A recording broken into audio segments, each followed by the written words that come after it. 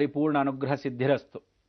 ಪ್ರತಿಯೊಬ್ಬನಿಗೂ ಈ ಒಂದು ಪರಿಪೂರ್ಣ ಅನುಗ್ರಹ ಸಿದ್ಧಿರಸ್ತು ಅಂತ ಆಶೀರ್ವಾದವನ್ನು ತಗೋಬೇಕಾದ್ರೆ ಜ್ಞಾನಾನಂದಮಯಂ ಅಂತ ಹೇಳ್ತೀವಿ. ಜ್ಞಾನ ಮತ್ತು ಆನಂದ ಯಾರಿಂದ ಸಿಗತ್ತೆ? ದಕ್ಷಿಣಾಮೂರ್ತಿಯಿಂದ. ಆ ಆನಂದದಲ್ಲಿರುವಾಗ ಶನೇಶ್ವರನು ಕರ್ಮಸ್ಥಾನದಿಂದ ಹೊರಭಾಗದಲ್ಲಿ ಬರ್ತಾನೆ. ಅವನಿಗೆ ಯಾವತ್ತು ಆನಂದ ಅಂದರೆ ಇಬ್ಬರ ಹೆಂಡತಿಯರ ಜೊತೆ ಇದ್ದಾಗ. ಆ ಇಬ್ಬರ ಹೆಂಡತಿಯರ ಜೊತೆ ಇದ್ದ ಶನೇಶ್ವರನು ಕರ್ಮಗಳನ್ನು ಕಳ್ಕೊಳ್ಳೋಕ್ಕೆ ನೀವೆಲ್ಲ ಏನೇನು ಬೇಕು ಅಂತ ಹೇಳಿದೆ, ಪ್ರತಿಯೊಬ್ಬನಿಗೂ ದೇಹದಲ್ಲಿ ಯಾವ್ಯಾವ ಗ್ರಹ ಇರುತ್ತೆ ಸೂಚನೆಗಳನ್ನ ಯಾವ ರೀತಿ ತೋರಿಸ್ತಾನೆ ಅಂತ ಹೇಳಿದೆ. ರವಿ ಜೊತೆ ಇದ್ದಾಗೇನು, ಚಂದ್ರನ ಜೊತೆ ಇದ್ದಾಗೇನು, ರಾಹು ಜೊತೆ ಇದ್ದಾಗೇನು. ಈ ಕುಜನ್ ಜೊತೆ ಇದ್ದಾಗ ಬಹಳ ವಿಶೇಷ, ಋಣಾಧಿಪತಿ ಅಂತ ಕರಿತೀವಿ. ಋಣ ಮತ್ತು ಕುಜ. ಕುಜ ಅಧಿಪತಿಯಾಗಿರ್ತಕ್ಕಂಥವನು ಅಂದರೆ ಅಂಗಾರಕ, ಕುಜ, ಮಂಗಳ ಗ್ರಹ ಎಲ್ಲ ಮೂರೂ ಒಂದೇ. ಶನಿ ಜೊತೆ ಕೂತ್ಕೊಂಡಾಗ ಗ್ಯಾರಂಟಿ ಜೈಲು ವಾಸ. ಜೈಲಿಗೆ ಹೋಗೋದು ಗ್ಯಾರಂಟಿ.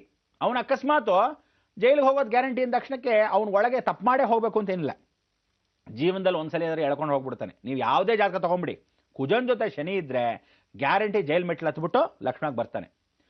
ಅಕಸ್ಮಾತ್ ಗುರು ಅಲ್ಲೇ ಕೂತ್ಕೊಂಡ ತುಂಬಾ ವರ್ಷ, ಅಥವಾ ಶನಿ ಅವನ ಅದೇ ಜಾಗದಲ್ಲೇ ಕೂತ್ಕೊಂಡ್ಬಿಟ್ಟಿದ್ದಾನೆ ಅಂದರೆ ಗೋಚಾರದಲ್ಲದೆ ಸ್ವತಃ ಶನಿ ಅವನದೇ ಮನೇಲಿ ಕುಂಬಾರಲ್ಲೋ ಅಥವಾ ಮಕರದಲ್ಲೋ ಸ್ವತಃ ಅಲ್ಲೇ ಕೂತ್ಕೊಂಡು ಕುಜನಲ್ಲೇ ಕೂಡ್ಸ್ಕೊಂತಾನೆ ಅಂತ ತಿಳ್ಕೊಂಡ, ಅವನು ತಪ್ಪು ಮಾಡೇ ಜೈಲಿಗೆ ಕರ್ಸ್ಕೊಳ್ಳೋದು. ಇಲ್ಲದೆ ಇದ್ರೆ ಏನು ಮಾಡ್ತಾನೆ, ಇನ್ಸ್ಪೆಕ್ಟರ್ ಫ್ರೆಂಡು ಬರೋ ಇಲ್ಲಿ ರಾಮ, ಏನೋ ಚೆನ್ನಾಗಿದ್ದೀನಾ, ಬಂದು ತುಂಬ ಸಂತೋಷ ಆಯಿತು, ನೀನು ಇನ್ಸ್ಪೆಕ್ಟರ್ ಆದ್ಮೇಲೆ ಭಾಳ ವರ್ಷ ಆಯ್ತು ಕಣ ನೋಡಿ ಅಂತೇಳಿ ಅಲ್ಲೇ ಕೂತ್ಕೊಂಡು ಕಾಫಿ ತಿಂಡಿ ಗಿಂಡಿ ಜೈಲಲ್ಲೇ ಫಸ್ಟ್ ಕ್ಲಾಸ್ ಒಟ್ಟಲ್ಲಿ ಜೈಲಿಗೆ ಹೋಗಿರ್ತೀರಾ. ಅದಾದ ಮೇಲೆ ಇಲ್ಲದೆ ಇದ್ರೆ ಯಾವನಿಗೋ ಒಬ್ಬನು ಸಾಕ್ಷಿ ಹಾಕಬೇಕು. ಯಾವಳೋ ಲವ್ ಮಾಡ್ಕೊಂಡು ಓಡೋಗಿರ್ತಾಳೆ, ಅವಳು ಕರ್ಕೊಂಬಂದಿರ್ತಾನೆ, ಇವನು ಬಂದಿರ್ತಾನೆ, ಒಂದು ಸೈನ್ ಹಾಕಪ್ಪ ಅನ್ನೋದು. ಇವರಿಬ್ಬರಿಗೂ ಮದುವೆ ಮಾಡ್ಸಕ್ಕೆ ಇವರೆಲ್ಲ ದೊಡ್ಡ ಶಿಖಾಮಣಿಗಳು. ಪ್ರತಿಯೊಬ್ಬನು ನೀವೇನು ಯೋಚನೆ ಮಾಡಬೇಡಿ ನಾವಿದ್ದೀವಿ ನಿಮಗೆ ಅನ್ನೋದು ಅಲ್ಲ. ಆಮೇಲೆ ಪೊಲೀಸ್ ಸ್ಟೇಷನ್ಗೆ ಹೋದ್ಮೇಲೆ ಗೊತ್ತಾಗತ್ತೆ ಇವನಿದಾನೋ ಅವನಿದಾನೋ ಅಂತ. ಇವ್ರಿಗೆ ಯಾರಿಗೂ ಇಲ್ಲ, ಮೂರು ಬಿಟ್ಟವನು ಮಂಗನಾಮ. ಅದಕ್ಕೆ ವೆಂಕಟರಮಣ ಗೋವಿಂದ ಗೋವಿಂದ ಅಂತ ಪ್ರತಿಯೊಬ್ಬನು ಹೇಳ್ತೀನಿ. ತೀವ್ರ ತಿಳ್ಕೊಳ್ಳಿ, ಜೀವನದಲ್ಲಿ ಯಾರಿಗೂ ಇಲ್ಲ. ಇವತ್ತಿನ ದಿವಸ ಸುಮ್ಮನೆ ಬರ್ತಾರಷ್ಟೇ, ನಾನಿದ್ದೀನಿ ಇನ್ನೇನು ಮಾಡ್ತೀನಿ ಯೋಚನೆ ಮಾಡಬೇಡ ನಾವಿದ್ದೀವಿ ಅಂತ. ಒಂದು 4 ದಿವಸ ಇರ್ತಾರೆ, ಅದಾದ್ಮೇಲೆ ದುಡ್ಡು ಖಾಲಿ ಆದ್ಮೇಲೆ ಒಬ್ಬನ ಇರಲ್ಲ. ಅದಕ್ಕೋಸ್ಕರ ಜೀವನದಲ್ಲಿ ಯಾವತ್ತಾದರೂ ಯಾವ ದಶೆನಲ್ಲಿ, ಯಾವ ಭುಕ್ತಿಯಲ್ಲಿ ಅಥವಾ ಯಾವ ದಶೆಯ ಭುಕ್ತಿಯಲ್ಲಿ ಯಾರ ದೃಷ್ಟಿ ಬಿದ್ದಾಗ ಆ ಶನೇಶ್ವರನು ಜೈಲಿಗೆ ಕರ್ಕೊಂಡು ಹೋಗ್ತಾನೆ. ಹೀಗೆ ಆ ಕುಜನ್ ಜೊತೆ ಶನಿ ಇದ್ದಾಗ ಇನ್ನೊಂದು ವಿಶೇಷ ಮಾಡಿಸ್ತಾನೆ. ಕುಜ ಅಂದರೆ ನಮಗೇನು ಹೇಳ್ತೀವಿ, ಗೃಹ ನಿವಾಸ ಅಂತ ಕರಿತೀವಿ, ಮನೆ. ಈ ಗೃಹ ನಿವಾಸದಲ್ಲಿ ವಾಸವಾಗಿರ್ತಕ್ಕಂಥವ್ರು ಯಾರೋ ನಾವುಗಳೇ. ಮನೆ ಒಳಗೆ ಒಂದು ಶನಿ ಇರಬಾರ್ದು ಅಂತ ಹೇಳ್ತೀವಿ. ಸಾಧಾರಣವಾಗಿ ಒಂದು ಶನಿ ಇದ್ರೆ ಸಾಕು. ಬರೋ ಇರತಕ್ಕಂಥವ್ರಿಗೆ ಎಲ್ಲರಿಗೂ ಶನಿ ಕಾಟ ಇದ್ರೆ ಮನೆ ಸಂಸಾರವೆಲ್ಲ ಬೀದಿಗೆ ಬಂದ್ಬಿಡುತ್ತೆ. ನೋಡಿ, 1.7 ಮನೇಲಿದ್ರೇನೆ ಮನೆ ಸಂಸಾರಕ್ಕೆ ದಾರಿದ್ರ್ಯವಂತೆ. ಅಂಥದ್ರಲ್ಲಿ 2-3 ಶನಿ ಇದ್ಬಿಟ್ರೆ ಪಾಪ ಒಬ್ಬನಿಗೆ, ತಂದೆ ಆದವನಿಗೆ ಮಗಳಿಗೆ, ತಂದೆಗೆ ಮತ್ತು ಹೆಂಡತಿಗೆ 3 ಜನಕ್ಕೆ ಶನಿ ಕಾಟ. ಒಬ್ಬನಿಗೆ ಪಂಚಮ ಶನಿ, ಇನ್ನೊಬ್ಬನಿಗೆ ಅಷ್ಟಮ ಶನಿ, ಇನ್ನೊಬ್ಬನಿಗೆ 7.5. ಹೀಗೆ ಬಂದ್ಬಿಟ್ರೆ ಗತಿ ಏನಾಗಬೇಕಾ, ಸಂಸಾರ ಬೀದಿ ಪಾಲು.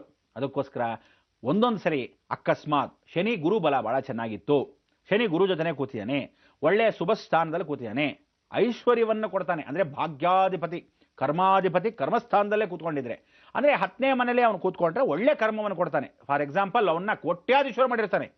ಶನಿ ಕೊಟ್ಟಿರೋ ಐಶ್ವರ್ಯ ಯಾವ ಕಾಲಕ್ಕೂ ಕರಗಲ್ವಂತೆ. ಅಳಿಯಾದ ಸೆಲ್ವಂ ಅಂತಾರೆ ತಮಿಳಲ್ಲಿ. ಏನಕ್ಕೆ ವಿಚಾರ ಅಂದರೆ ಖಾಲಿ ಆಗದೇ ಇರೋ ಖಜಾನೆ ಅಂತ. ಯಾವತ್ತಿದ್ರೂ ದುಡ್ಡು ಸುರಿತಾ ಇರುತ್ತೆ. ಈಗ ಅಕಸ್ಮಾತ್ 1 ಕೋಟಿ ರೂಪಾಯಿ ಇರುತ್ತೆ ಅಂದರೆ ನೆಕ್ಸ್ಟ್ ಒಂದು ಸ್ವಲ್ಪ ಆದಮೇಲೆ ತಿರುಗಿ ಇನ್ನೊಂದು ಕೋಟಿ ರೂಪಾಯಿ ಎಕ್ಸ್ಟ್ರಾ ಇರುತ್ತೆ.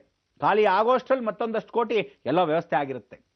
ಹಾಗೆ ಅವನಿಗೆ ಯಾವತ್ತೂ ಖಾಲಿ ಆಗದೇ ಇರೋ ಖಜಾನೆ ಅಂದರೆ ಆ ಶನೇಶ್ವರನು ಕೊಟ್ಟಿರೋ ಐಶ್ವರ್ಯ. ಬೇರೆ ಗ್ರಹಗಳು ಕೊಟ್ಟರೆ ಇವತ್ತಿರುತ್ತೆ, ನಾಳೆ ಬೆಳಗ್ಗೆ ಹೊಟ್ಟೋಗುತ್ತೆ. ಶನಿ ಶಾಶ್ವತ ಮೃತ್ಯು ಸ್ವರೂಪದಲ್ಲಿ ಶಾಶ್ವತ ಐಶ್ವರ್ಯನೂ ಕೊಡ್ತಾನೆ. ಇವನ್ ಜೊತೆಗೆ ಅಕಸ್ಮಾತು ಕುಜ ನೇರವಾಗಿ ಕೂತು ಬುಧಾನು ಅಲ್ಲೇ ಇದ್ರೆ, ಅಂದರೆ ಗೃಹ ನಿವಾಸ ಅಂತ ಹೇಳ್ತಾ ಇದ್ನಲ್ಲ, ಅಂಥ ಸಮಯದಲ್ಲಿ ಏನು ಮಾಡ್ತಾನೆ, ಅತಿ ಸೂಕ್ಷ್ಮಗಳನ್ನ ವಿಚಾರಗಳನ್ನು ತೋರಿಸ್ತಾನೆ. ನೋಡಿ, ನಿಮ್ಗೆ ಕಷ್ಟ ಬರ್ತಾ ಇದೆ, ಹುಷಾರ್. ಹೇಗೆ ತೋರಿಸ್ತಾನೆ? ಕಾಕ ವಾಹನ, ಅವನು ವಾಹನವನ್ನು ಕಳಿಸ್ಕೊಡ್ತಾನೆ. ಶನಿ ತನ್ನ ವಾಹನವನ್ನು, ಅಂದರೆ ಮನೆ ಒಳಗೆ ಕಾಗೆ ಬಂದ್ಬಿಡೋ ಥರ ಮಾಡ್ತಾನೆ.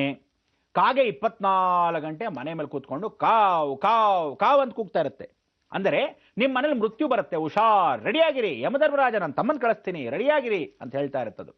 ಈ ರೀತಿಯಾಗಿ ಆ ತಮ್ಮನ ಕಳಿಸ್ತಕ್ಕಂಥ ಯಮಾಗ್ರಜನಾಗಿರ್ತಕ್ಕಂಥ ಶನೇಶ್ವರನು ಕರ್ಮಸ್ಥಾನಾಧಿಪತಿ ಆಗಿರೋನು ಮೃತ್ಯುವನ್ನು ತಗೊಂಡ್ಬರ್ತಾ ಇದ್ದಾನೆ ಹತ್ರ ಅನ್ನೋದು ಕಾಕವಾಹನದ ಮುಖ ತೋರಿಸುತ್ತೆ. ಅಂದರೆ ಪಿತೃಗಳ ಹತ್ರ ನೀನು ಸೇರೋ ಸಮಯ ಬಂತು ಅಂತ.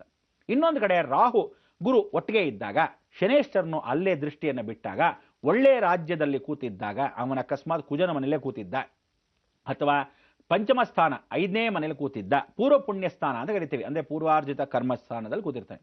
ನಿಮ್ಮ ತಾತ ಮುತ್ತಾತಂದು ಕಾರ್ಯನೇ ಮಾಡ್ತಾ ಇಲ್ವಂತಲ್ಲೋ ಅಂತ ಹೇಳಿ ಆ ಕಾಗೆಗಳು ಕೂಗೋ ಥರ ಮಾಡ್ತಾನೆ. ಒಂದೇ ಕಾಗೆ ಎರಡು ರೀತಿಯಾದ ಅರ್ಥವನ್ನು ತೋರಿಸ್ತೆ. ಒಂದು ಸಲ ಮೃತ್ಯು ಬರಬೇಕು ಅಂತ ತೋರಿಸ್ತಾನೆ, ಇಲ್ಲ ತಾತ ಮುತ್ತಾತನ ಕಾರ್ಯ ಮಾಡ್ತಾ ಇಲ್ಲ, ನೀನು ಅದನ್ನು ಬೇಗ ಊಟ ಉಪಚಾರಗಳನ್ನು ಹಾಕು, ಅವರಿಗೆ ತಿಥಿ ಕಾರ್ಯಗಳನ್ನ ಮಾಡು ಅನ್ನೋದು ಕೂಡ ಸೂಕ್ಷ್ಮ ತೋರಿಸ್ತಾ ಇರ್ತಾನೆ. ಶನಿ ಮನೆ ಒಳಗೆ ಬರ್ತಾನೆ ಅಂದರೆ ತಲೆ ಒಳಗೆ ಬಂದು ಎಂಟ್ರಿ ಆಗೋದು, ಕಣ್ಣಲ್ಲಿ ಎಂಟ್ರಿ ಆಗೋದು, ಕಾಲಲ್ಲಿ ಎಂಟ್ರಿ ಆಗೋದೆಲ್ಲ ಮಾಡ, ಕಾಲ್ ಹಿಂಬಡಿಯ ಒಳಗೆ ಎಂಟ್ರಿ. ಅವನು ಕಾಲ್ ತೊಳ್ಕೊಳ್ಳದೆ ಬಂದ್ರಿ ಕೆಟ್ರಿ.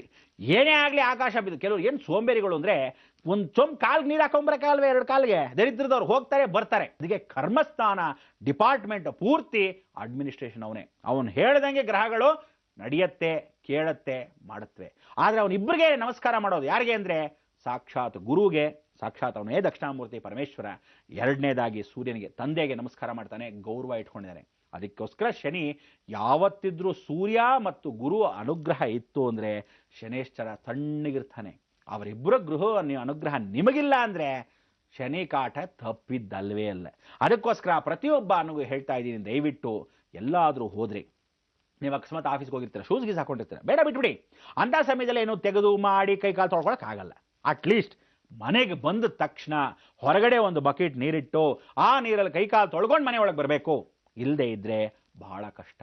ಯಾರನ್ನಾದ್ರೂ ಮನೆ ಒಳಗೆ ಸೇರಿಸಬೇಕಾದ್ರೂ ಕೈಕಾಲು ತೊಳ್ಕೊಂಡು ಬನ್ನಿ ಅಂತ ವ್ಯವಸ್ಥಿತವಾಗಿರಬೇಕು. ಅದಕ್ಕೆ ಆ ಕಾಲದಲ್ಲಿ ಏನು ಮಾಡೋರು, ತೊಟ್ಟಿ ಮನೆ ಇಟ್ಟಿರೋರು. ಆ ತೊಟ್ಟಿ ಮನೆ ಹಿಂದ್ಗಡೆ ಮನೆ, ಆ ಕಡೆ ಕೈಕಾಲು ತೊಳ್ಕೊಂಡು ಬನ್ನಿ ಅನ್ನೋರು. ಆ ಕಡೆ ಒಂದು ಚಿಕ್ಕ ತೊಟ್ಟಿ ಕಟ್ಟಿರೋರು, ಅದರಲ್ಲಿ ನೀರು ಇರ್ತಿತ್ತು, ಮೊಗ್ಕೊಂಡು ಹಾಕೊಂಡು ಬರ್ತಿದ್ರು. ಇಲ್ಲ ಬಾವಿ ಕಟ್ಟೆಯಲ್ಲಿ ಒಂದು ಸ್ವಲ್ಪ ನೀರನ್ನ ಯಾವಾಗ ಇಟ್ಟಿರೋರು ಬರೋರು. ಈಗ ಸಣ್ಣ ಸಣ್ಣ ಮನೆ ಅಂತ ತಿಳ್ಕೊಳ್ಳೋಣ. ಫಾರ್ ಎಕ್ಸಾಂಪಲ್ ಎಲ್ಲ ವಠಾರ, ಇವನ್ ಮನೆಯಿಂದ ಅವ್ನ ಮನೆ, ಅವ್ನ ಮನೆಯಿಂದ ಅವ್ನ ಮನೆ ಬೇಕು. ಅಟ್ಲೀಸ್ಟ್ ಹೊರಗಡೆ ವಠಾರದ ಹತ್ರ ಒಂದು ಮೋರಿ ಹೋಗ್ತಾ ಇರುತ್ತೆ, ಅಲ್ಲಿ ಕಾಲು ತೊಳ್ಕೊಳ್ಳಿ. ಮನೆಗೆ ಬಂದ ತಕ್ಷಣ ನೇಟಿಗೆ ನುಗ್ಗೋದಲ್ಲ.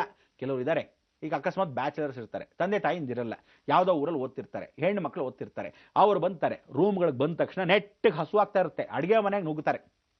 ಶನಿ ಶುರು ಏನು ಮಾಡ್ತಾನೆ ಗೊತ್ತಾ, ಒಂದೊಂದು ವಿಧವಾದ ರೋಗಗಳು. ಆ ಯಾವ ರೋಗಗಳು ಹೇಗೆ ಕೊಡ್ತಾನೆ, ಯಾವ ರೀತಿ ಬರ್ತಾನೆ ನಿಮಗೆ ಗೊತ್ತೇ ಇಲ್ಲ. ಹೇಳ್ತೀನಿ ಕೇಳಿ, ಕಾಯ್ತಾರಿ ಬಂದೆ.